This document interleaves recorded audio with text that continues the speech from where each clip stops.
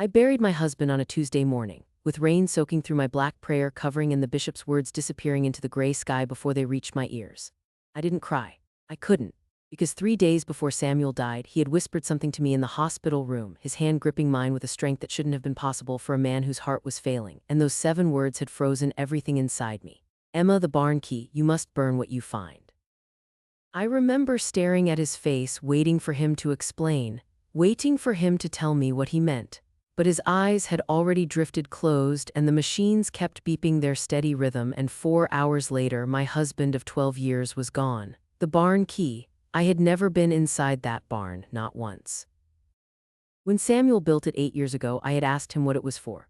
Equipment storage, he had said, not meeting my eyes. Nothing that concerns you. I accepted that. An Amish wife does not question her husband about such things. The Ordnung teaches us submission, teaches us trust, teaches us that a man's work is his own domain. And Samuel was a good man. Everyone in Lancaster County knew this. He served on the church council. He mentored young farmers.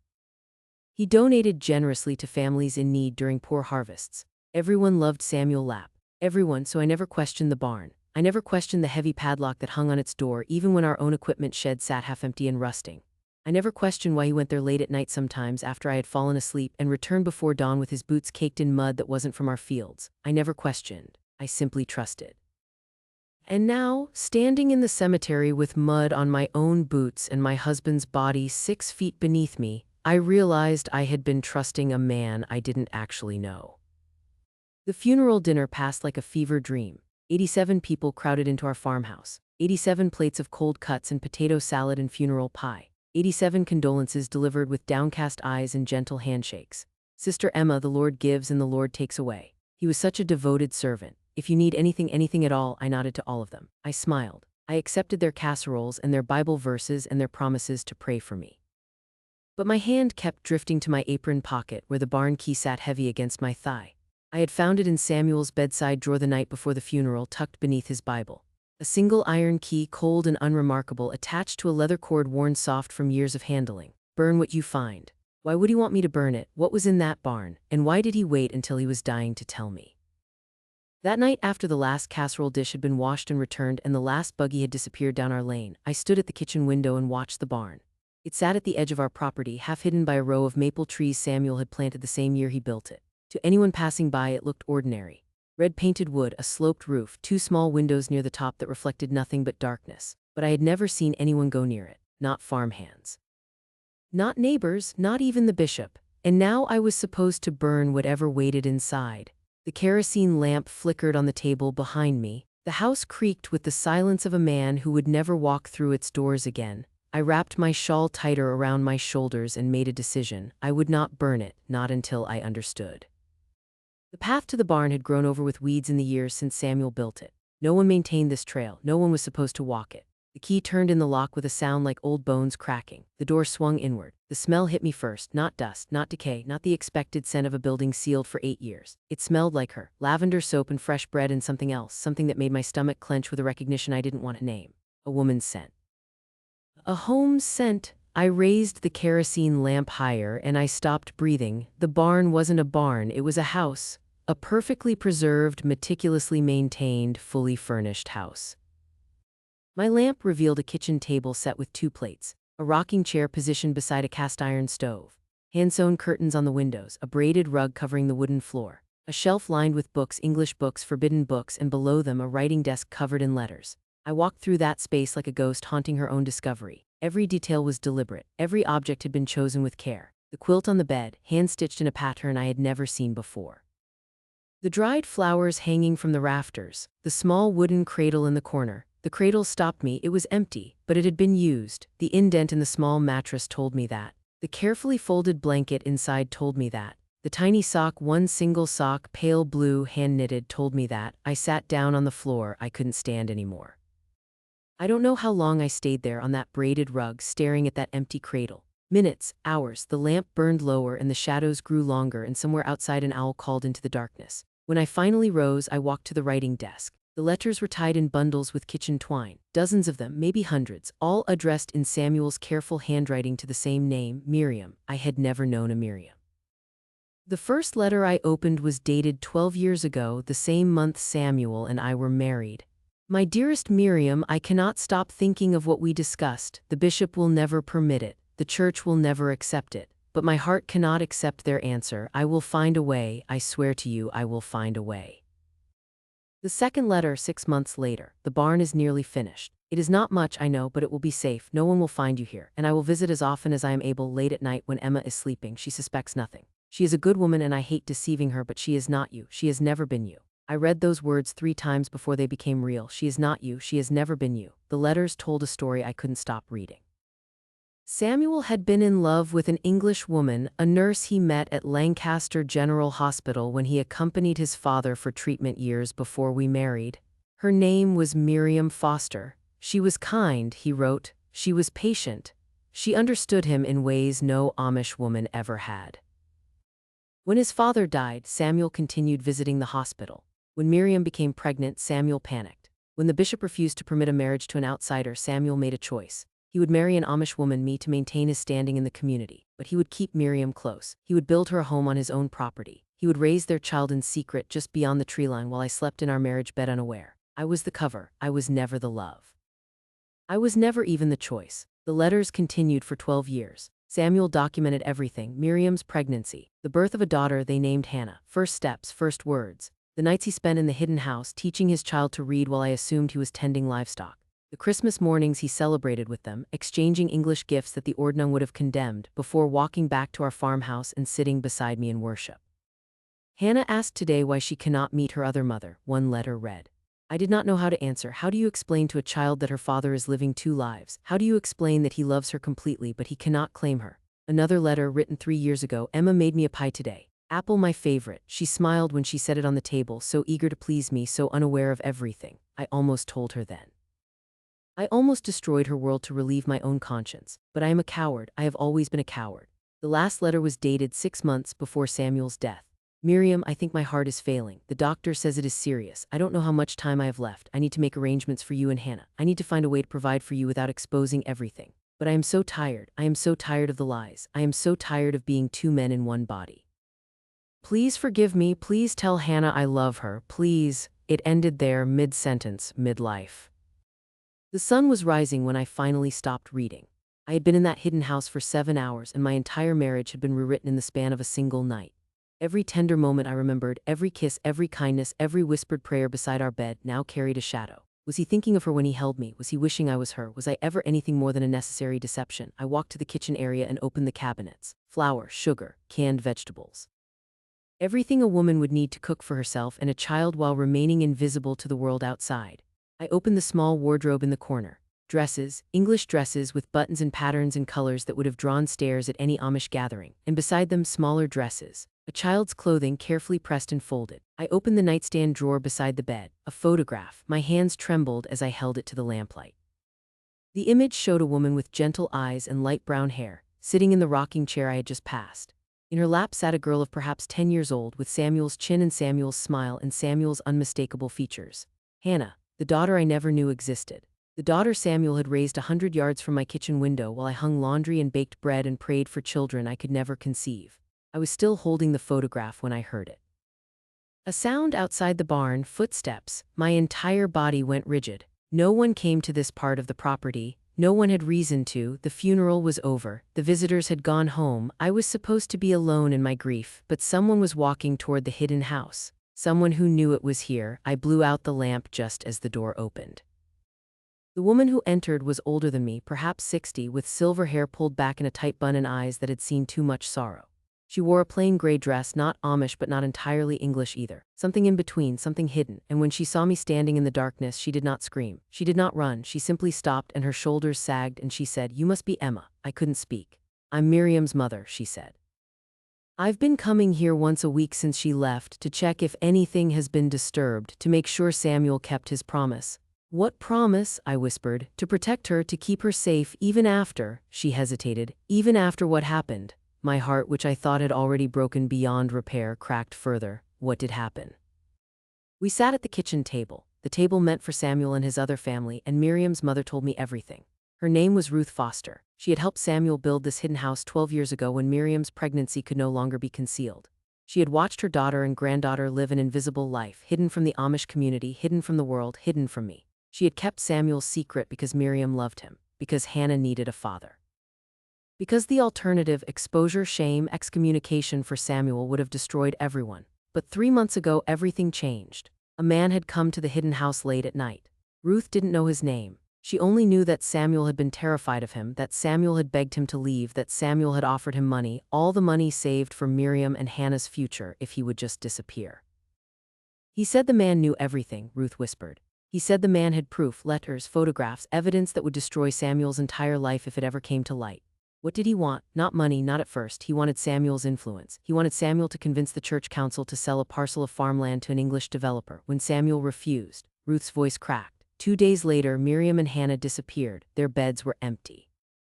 Their breakfast was still on the table, and Samuel what? Samuel stopped looking for them. I stared at her. He stopped looking. He told me it was safer. He said if he searched, if he involved the police, the man would release the evidence. Samuel would be shunned. Miriam's reputation would be destroyed. Hannah would grow up knowing her father was a liar and a coward. He said the only way to protect them was to do nothing. Ruth's hands were shaking. He said the only way to protect you was to keep you in ignorance.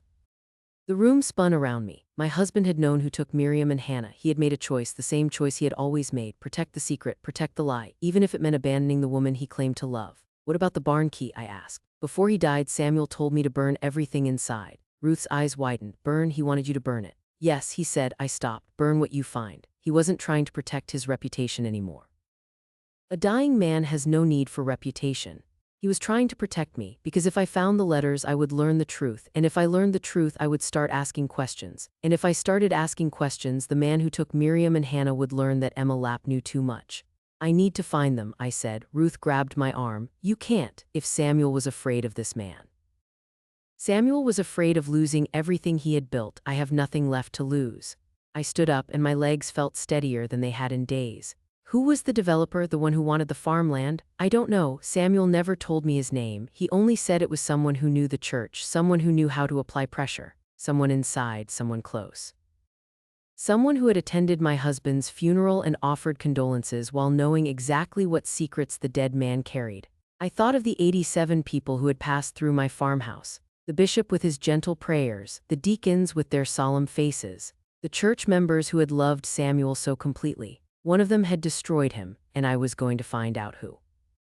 The next Sunday, I attended church for the first time since the funeral. Everyone was kind, everyone was sympathetic, everyone treated me like a fragile widow who needed protection from the harsh world beyond her kitchen. I let them believe it. I sat in the women's section and sang the hymns and bowed my head during prayers, but my eyes were moving constantly, watching, cataloging. Searching for the person who had threatened my husband, who had stolen an innocent woman and child, who had turned Samuel's secret into a weapon. Bishop Baylor preached about truth and righteousness. Deacon Stoltzfus read from Scripture about the wages of sin. Minister Yoder led the closing prayer with tears in his eyes for his departed friend. I watched them all. And then I saw it, a small thing, a tiny detail that would have meant nothing before I knew what I now knew. After the service, as the congregation gathered outside for fellowship, Minister Yoder approached me. His handshake was warm, his words were practiced, but when he leaned close to offer his condolences, I caught the scent on his collar. Lavender soap, the same scent that had filled the hidden house, the same scent that Miriam had worn. I spent the next week gathering information. Minister Yoder, David Yoder, had been Samuel's closest friend on the church council. He had known about the potential farmland sale. He had connections with English developers who sought Amish property for commercial expansion. And according to Ruth, he had visited Samuel more frequently than anyone else in the months before Samuel's death. But there was more. Ruth's investigation, the investigation she had been conducting in secret while I lived in ignorance, had uncovered documents, financial records, transfers of money from an account in David Yoder's name to a private holding company that specialized in acquiring Amish farmland. He was pressuring Samuel to convince the council, Ruth said. When Samuel refused, David must have threatened to expose Miriam and Hannah. When Samuel still refused, David made good on his threat. He took them, I believe so, or he hired someone to take them. Either way, he knows where they are. I thought of Miriam and Hannah hidden somewhere, frightened and alone. I thought of Samuel dying with the knowledge that his choices had destroyed everyone he loved. I thought of myself, the wife who had been nothing but a shield for a man who never truly saw her. And then I thought of something else. If David Yoder threatened to expose Samuel's secret, I said slowly, he must have evidence, letters, photographs, things he could use. Yes, and if I can get that evidence, I can prove what he did.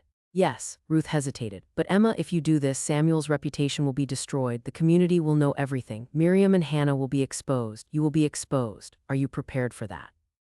I thought of the 12 years I had spent loving a ghost.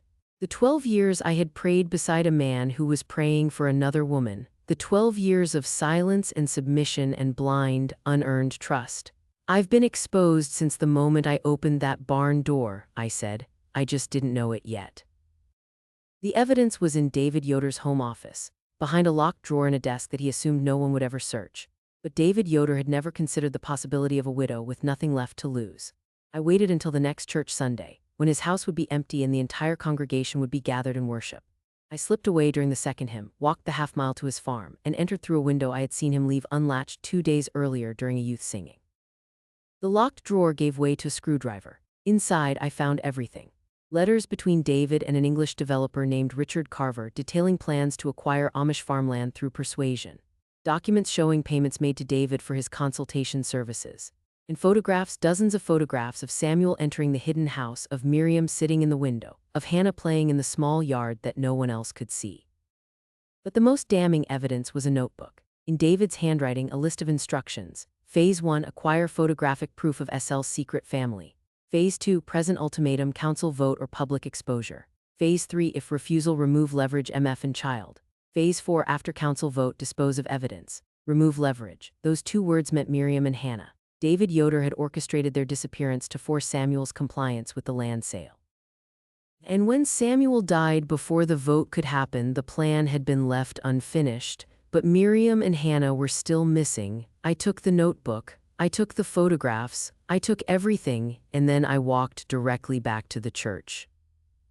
The congregation was still singing when I pushed open the doors. The hymn faltered, heads turned. Bishop Baylor rose from his seat, confusion on his face. Sister Emma, are you unwell? No, Bishop, my voice carried through the silent room. But I have something to share, something the entire congregation needs to hear. I told them everything, the hidden house, the secret family, the 12 years of lies, the blackmail, the missing woman and child. The man among them who had committed unspeakable acts while preaching righteousness from the pulpit. David Yoder tried to run. He didn't make it past the door. 3 men from the congregation held him until the police arrived, English police, summoned by Ruth while I spoke. Richard Carver was arrested 2 days later. The search for Miriam and Hannah began that night. They found them in a rental property outside Harrisburg, locked in a basement, malnourished but alive. Miriam was thinner than in her photograph. Her eyes carried shadows that would take years to lift. But when she was brought back to Lancaster County and Ruth wrapped her arms around her daughter and granddaughter, I saw something I hadn't felt in weeks.